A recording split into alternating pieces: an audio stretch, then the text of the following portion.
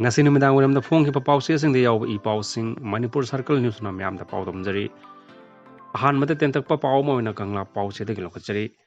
kati na thin bade gisire ngasi ayuk Imphal City Police Station gi manung sanba Pauna Bazar gi Friends Talkies cinema hall manak talaiba gali da nupi ama mangak sham da mioi amana kati na thilam bade gi gyan ta dana taraga leram bade gi manak adu da leramba mioi singna auto da thangatuna hospital da pukhatuna laikana ba hona bada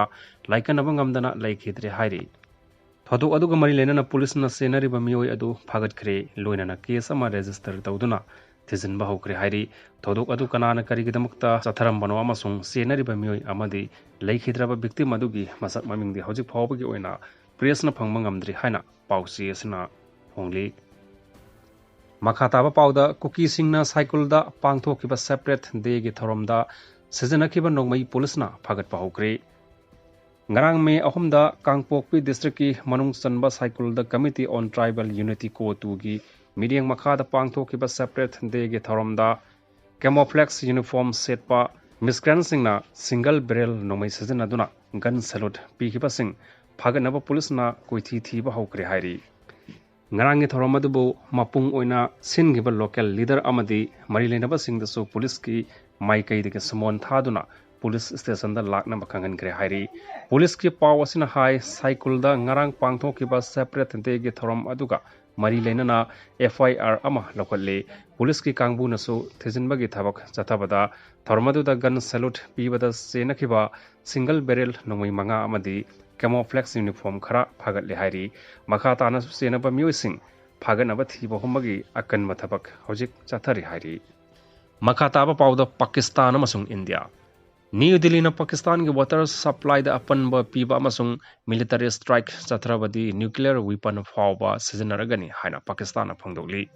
mamang tha April 12 da Kashmir gi Pahalgam da terrorist attack chathaduna mioi kuntaru hat ki bathodok adugi matung tarakpada India gi maikei degi karigumba Pakistan da military attack chatharaknaba amasung New Delhi gi maikei degi Pakistan gi water supply da apanba piraklabadi nuclear weapon yauna sapchana thengnagani haina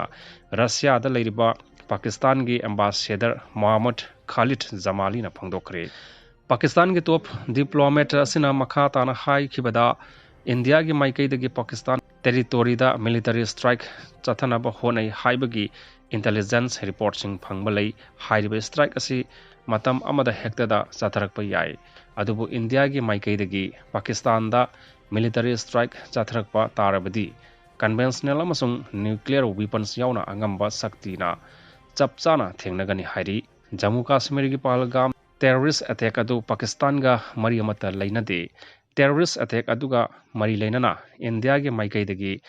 Indus Water Treaty 1960 gi agreement India na suspended tawkiba adu war gi mawngni maramaduna Pakistan gi ising supply da apan ba piraklabadi madugi chapcha ba pawkhom pigani haiki Pakistan ge top diplomat asina nauhauna na India da warning tarokhiba asi handakta ikui kuidana Pakistan gi defense minister Khajawa Asif na Geo News tapi khiba interview amada karigumba India gi maikai dagi Pakistan gi ising supply da apan ba pirakpa amasung Indus Water Treaty adu thugaiduna Indus River da infrastructure sing sagalakpa tarabadi strike tawragani haina phongdokhiba dugi ikan kanadanani Marak asida Pakistan gi military na Pakistan amasung India leibak ani gi marakta nauna lan tholokpa yaba phibam ama leiriba asigi mari lainana ngarang thang janumita Abdali surface to surface missile state launch tawkre hairiba missile asi kilometer samri yankhai sana kapangamba tanatana conventional amasung nuclear payload sing pubangam hairi Nakalamuromda India gi maikai de gisu lal gi thorang ama oina Russia na saba Igla S missile Indian Army da supply tawkre hairiba short range air defense system asi Indian Army gi oina air defense protection gi yamna maru oiriba saruk amani hairiba Igla S air defense missile asi haukiba numit karani gi mamangda Russia dagi thunglagibani amasung front line da leiriba Indian Army singda supply tawba hokre Indian Army da hanadagi haunasu Pakistana akiba pirakliba kaya asi yenglage indigenous integrated drone detection yauna jam killer drone yauna ahenba khulai kya pithakrabani chief minister Nongthombam Biren Shri Shri Govindaji temples board की president ओना पुरिंगै मतमदा Shri Shri Govindaji temples सेंगत सागतपगे थबक पाइखलंबदा असोबा क्या यावबगा लोइनना क्वालिटी कंट्रोल तौदना थबक तोरमदगी लाई खुरुंबा लाकपा प्रजा म्यामदा खुदोंचादबा क्या मायोकनहल्ले लोइनना प्रजा सेक्शन क्यादगी कंप्लेन क्या लाकले हाइना श्री श्री गोविंदजी टेम्पल्स बोर्ड की सेंक्शन ऑफिसर की थौपुरिबा एम बरी शर्मा फोंदोखरे वफम श्री श्री गोविंदजी टेम्पल्स बोर्ड की ऑफिस पांथोखिबा पाव की मिफम अमदा बरिसना फोंदोखिबनी माकना मखाताना हाय मणिपुर की चीफ मिनिस्टर ओरंबा मियोई असिना श्री श्री गोविंदजी टेम्पल्स बोर्ड की प्रेसिडेंट सु ओरंबदा श्री श्री गोविंदजी टेम्पल असिबु किस्टोन कोबा कंस्ट्रक्शन कंपनी अमदा सेंगत सागतपगी थबक तहलमखी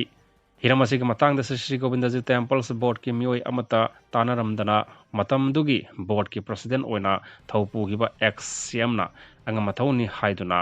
पावर सिजनरगा किस्टोन कंस्ट्रक्शन कंपनी दा सेंगत सागतपगी थबक पाइखत हनखिबनी हाइरी मसिना मरम ओइदुना सेंगत सागतपगी थबक पाइखतपा मतमदा क्वालिटी कंट्रोल तौदना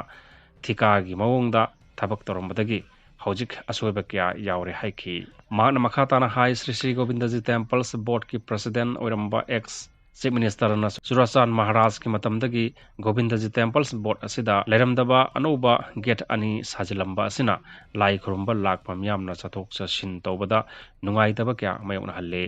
नोंग तारकपा मतमदा लेखोम लेनांग थोक्तुना लंबी चटपा याद्रे मरम असिना मयाम असिना गोविंदजी टेम्पल्स बोर्ड्स असि नोंमगी कांखोंग साइबा हरकले किस्टोन क्वालिटी कंट्रोल तौदना थबक तौरंबा असि अमुक हन्ना सेमजिनबिनबा हाइजरबसु ngasi फावबा थबक ओना पांगथोक्तना लेरे हाइरी माना मखाताना फोंदोकिबदा